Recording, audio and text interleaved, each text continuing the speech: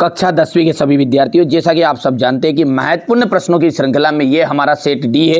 A B C हो चुका है, इसके बाद ई आएगा और एफ आएगा। ओनली 6 पेपर है, इनको आप अच्छे से सोल्व कर लो। 4 करोगे तो 90% की जवाबदारी, और 90 के ऊपर चलना है तो ये ई और एफ में भी घुस जाना। चलिए बिना किसी देरी के शुरू करते हैं।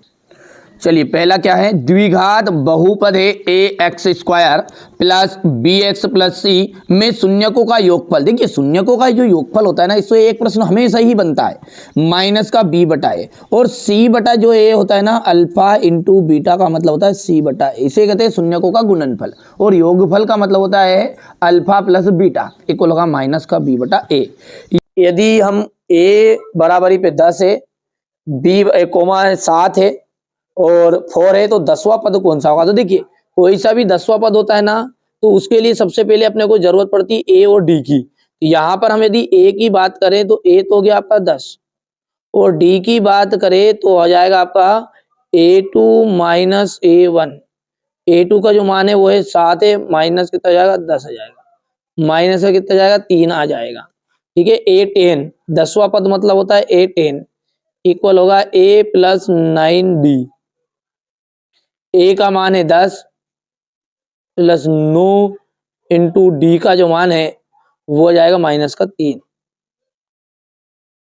10 माइनस 27 माइनस का 17 आ जाएगा। ठीक है, तो यहाँ पर दाव एकदम राइट आंसर रहेगा। ठीक है, चलिए आगे बढ़ते हैं। और पेड़ की छाया उसकी ऊंचाई की के बराबर है सूर्य का जो उन्नयन कोण है वो। देखिए जब बराबर वाला मामला रहता है तो वहां पर 1 आता है, आंसर कितना आता है 1, और tan 45 का मान होता है आपका 1।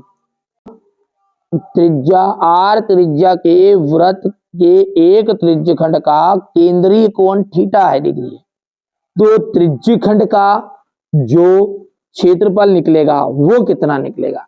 तो भैया फॉर्मूला होता है पाई आर स्क्वायर थीटा बटा 360। दो गोलों के आयतनों का अनुपात 64:27 है, तो उनके पृष्ठीय क्षेत्रफलों का अनुपात क्या होगा? देखिए 64 का आप आधा करिए हाफ, ठीक है 64 का हाफ करिएगा तो इसकी भुजा कितनी निकलेगी? भुजा निकलेगी, आयतन का मतलब होता है घात 3, तो ये किसका घन है? ये घन है आपका 4 का, 6 लिख दिया मैंने, 4 का है, और 27 जो घन है वो 3 का है। और यदि इसके क्षेत्रफलों का अनुपात चाहिए, क्षेत्रफल होता है स्क्वायर, तो 4 चौको 16 और 3 तिया 9 कर सकते हो, तो हाँ करो। ठीक है, चलिए यहाँ पर ये जो फॉर्मूला है एफ आई और डी आई, ये माध्य का फॉर्मूला है, ना कि बहुलक और माध्यक का। इसका है ये माध्य का, और माध्य में भी ये आपका, ठीक है, कल्पित विधि का है। कौन सा है लिख सकते हैं अपन? कल्पित माध्य का विधि जो निकालते हैं कल्पित विधि, उसका। इसके बाद में यहाँ से अपन बात करेंगे, ये इंग्लिश मीडियम वाले बच्चे हमारे बढ़िया से कंप्लीट करेंगे। आप तो निश्चिंत रहो। देखो इस चैनल का उद्देश्य क्या है, हमेशा यही रहा है कि आप अच्छे अंक प्राप्त करो। जिस तरह मैंने आपको संस्कृत में भी बताया वही चीज़ें फंसी है, ठीक है, हिंदी में भी मदद करी वही पे फंसी है। किसी के भरोसे मत रहो बेटा, अच्छे से पढ़ो। किसी के पास कोई रियल पेपर नहीं है, आपको सब बेवकूफ़ बना रहे हैं। मैं जो बता रहा हूँ खास चीज़ें बता रहा हूँ, ऐसी चीज़ें बताऊँगा। देखो ठीक है भैया, हमारे पास जनता कम है, यानी कि व्यूज हमारे पास भले ही कम है, लेकिन जो आत्मविश्वास है उसमें कोई कमी नहीं है ना, क्योंकि हमारा क्या उद्देश्य है, हमारे बच्चे अच्छे से टॉपर बने, बस यही है। A X square plus B X plus C एक द्विघात बहुपद का उदाहरण है। यदि हम बात करें वास्तविक मूल नहीं होते तो बी स्क्वायर माइनस 4ac जो है वो बड़ा रहेगा, उससे बड़ा रहेगा 0। यानी यदि मान अपना अंत में माइनस का 2 आए, माइनस का 3 आए, ऐसा जब ऋणात्मक मान आएगा ना तो मूल वास्तविक नहीं होते हैं ना। वहाँ अनुक्रम जिसका प्रत्येक पद अपने पूर्ववर्ती पद से एक निश्चित अंतर रखता है, ठीक है, उसे अपन कहते हैं एपी। यहाँ पर मध्य बिंदु के निर्देशांक क्या हो गया है? a, b हो जाएगा।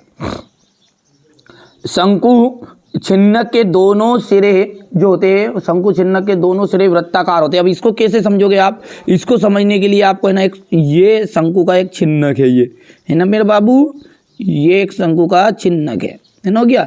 यदि इसको भी यहाँ से मैं काट दूं तो क्या बनेगा, दोनों ये चिन्हक बन गया है ना, ये शंकुत है चिन्हक है, ये भी गोल है और ये भी गोल है, तो दोनों सिरे कैसे हो गए, वृत्ताकार हो गए।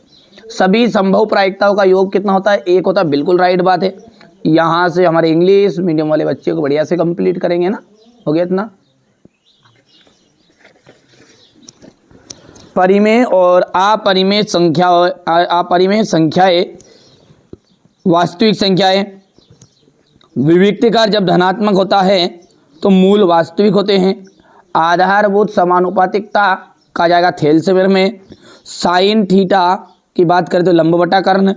टेन थीटा कहा जाएगा कर्णी 3, टेन मतलब 60 डिग्री का मान, और 1 minus cos square theta, sine square theta का हो जाएगा कोस स्क्वायर थीटा। ये सर्व समीकरण आपको जानते हैं, सर्व समीकरण केवल 3 है, 3 ही में से एक तो फंसता है।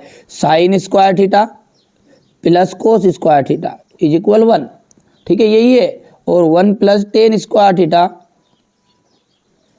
बराबरी पर जाएगा सेक स्क्वायर थीटा, और 1 plus cos square theta cosec, 1 plus coat square theta equal जाएगा कोसेक स्क्वायर थीटा। इन तीनों में से एक तो फंसते हो, तीन ही के आपके 3 बन जाते हैं, ये तो याद होगा आपको, है ना। नहीं आता तो डिस्क्रिप्शन में लिंक है, अच्छे से पढ़ो, मेहनत करो। प्लेलिस्ट में मैंने पूरी चीज़ें डाल रखी है ना, ये देखो यहाँ से। इसके बाद में क्वेश्चन नंबर ये 4 है, ये ध्यान से देखना है आपको, ठीक है भैया, हो गया इतना, ठीक है। आगे बढ़ते हैं। ये सॉरी उधर का समझाया नहीं ना, है ना। ये एक वाक्य में उत्तर है। अब 4 और 5 का महत्तम समापवर्तक एचसीएफ कितना होगा, तो 1 आएगा।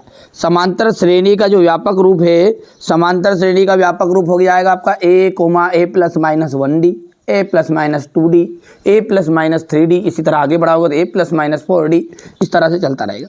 कौन कौन से त्रिभुज समरूप होते हैं, समबाहु त्रिभुज। यदि मूल बिंदु के निर्देशांक की बात करेंगे, सॉरी बिंदु दूरी, तो ये हो जाएगा यहाँ पर। आगे बढ़ते हैं। किसी वृत्त को केवल एक बिंदु पर प्रतिच्छेद करने वाली रेखा स्पर्श रेखा कहलाती है। घटना ई की प्रायिकता प्लस घटना ई की नहीं प्रायिकता का जो मान होता है वो सदैव 1 होता है, ठीक है। यदि हम आगे बात करें तो ये आपका क्वेश्चन नंबर 4 है ये, ठीक है। सत्य जाएगा, तो यहाँ से देखेंगे इसका जो मान है वो यहाँ पर 1 0 और 1 है, तो बिल्कुल राइट बात है। देखो x बराबरी पे 0 लिखोगे तो 0 आ जाएगा, और x माइनस 1 है, इसको बराबर को उधर लेके जाओगे तो प्लस का 1 आ जाएगा। समरूप त्रिभुजों के क्षेत्रफल सदैव बराबर होते हैं, असत्य बात है। मूल मध्य बिंदु के निर्देशांक हो जाएगा 4,6। किसी निश्चित घटना की प्रायिकता का मान 1 होता है, बिल्कुल राइट बात है। वृत्त के केंद्र पर जीवा पर डाला गया लंब जीवा को समद्विभाजित करता है। दीर्घ वृत्तखंड का क्षेत्रफल संगत त्रिज्यखंड के क्षेत्रफल से कैसा होता है, कम होता है, ठीक है, ठीक है। यहाँ से अपन क्वेश्चन नंबर ये 5 अपन देख सकते हैं, ये यहाँ से हो गया है, ठीक है। अब हम बात करें क्वेश्चन नंबर 6 से, तो इन सबको मैंने अच्छे से सोल्व करा रहा हूँ आपको, अच्छे से कंप्लीट करना। डिस्क्रिप्शन में लिंक है, देख लेना ये सारी चीज़ें ना। सिद्ध कीजिए कि करनी 2 एक अपरिमेय संख्या है। यहाँ से अपन आगे बात करेंगे, ये क्वेश्चन नंबर 7 हो गया है, ये क्वेश्चन नंबर 8 है आपका, ठीक है भैया। आप तो बढ़िया से मेहनत करो, ठीक है, अच्छे से तैयारी करो, कोई दिक्कत नहीं है। ये क्वेश्चन नंबर 9 आपका रहेगा, ठीक है। आप तो बिल्कुल तैयारी में कोई कमी मत रखो, मैं आपके साथ हूँ, धंधे से गंदा मिलाकर पढ़ेंगे, है ना। चलिए ये क्वेश्चन नंबर 9 हो गया है। इसके बाद एक क्वेश्चन नंबर ये 9 का थुआ, ये क्वेश्चन नंबर 10, ये 11 है, ये क्वेश्चन नंबर 12,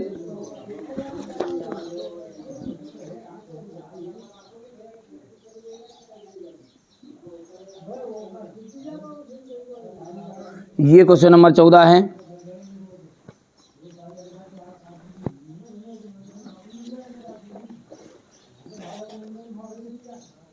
क्वेश्चन नंबर 15 है। ये